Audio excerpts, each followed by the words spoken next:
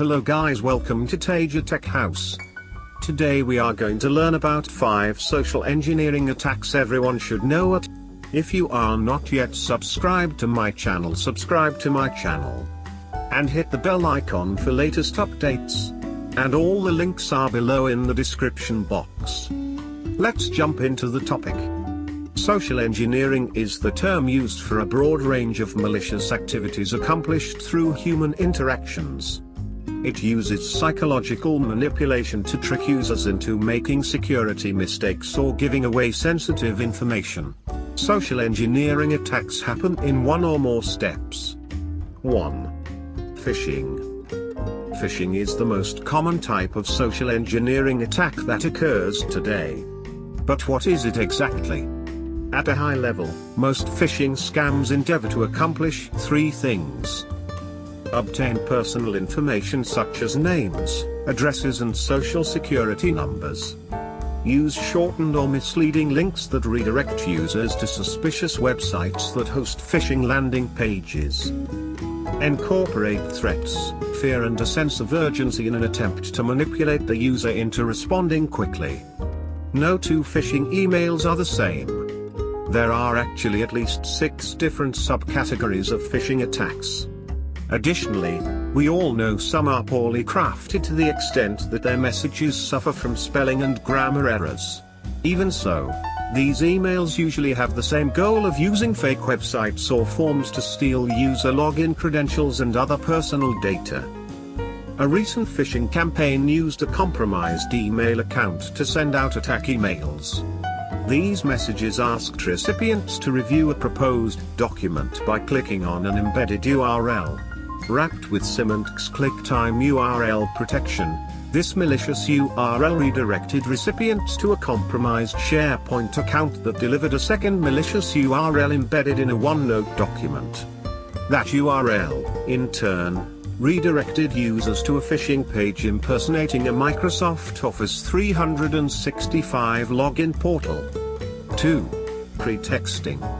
Pretexting is another form of social engineering where attackers focus on creating a good pretext, or a fabricated scenario, that they use to try and steal their victim's personal information. In these types of attacks, the scammer usually says they need certain bits of information from their target to confirm their identity. In actuality, they steal that data and use it to commit identity theft or stage secondary attacks.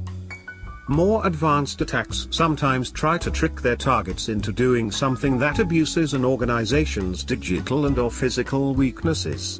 For example, an attacker might impersonate an external IT services auditor so that they can talk a target company's physical security team into letting them into the building. Whereas phishing attacks mainly use fear and urgency to their advantage, pretexting attacks rely on building a false sense of trust with the victim. This requires the attacker to build a credible story that leaves little room for doubt on the part of their target. Pretexting can and does take on various forms.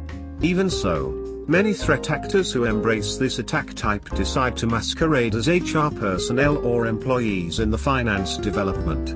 These disguises allow them to target C-level executives, as Verizon found in its 2019 Data Breach Investigations Report, DBIR. 3. Baiting. Baiting is in many ways similar to phishing attacks. However, what distinguishes them from other types of social engineering is the promise of an item or good that malicious actors use to entice victims. Baiters may leverage the offer of free music or movie downloads, for example, to trick users into handing their login credentials. Baiting attacks are not restricted to online schemes, either. Attackers can also focus on exploiting human curiosity via the use of physical media. Back in July 2018, for instance, Krebs on Security reported on an attack campaign targeting state and local government agencies in the United States. The operation sent out Chinese postmarked envelopes that included a confusing letter along with a compact disc, CD. The point was to pique recipients' curiosity so that they would load the CD and thereby inadvertently infect their computers with malware. 4.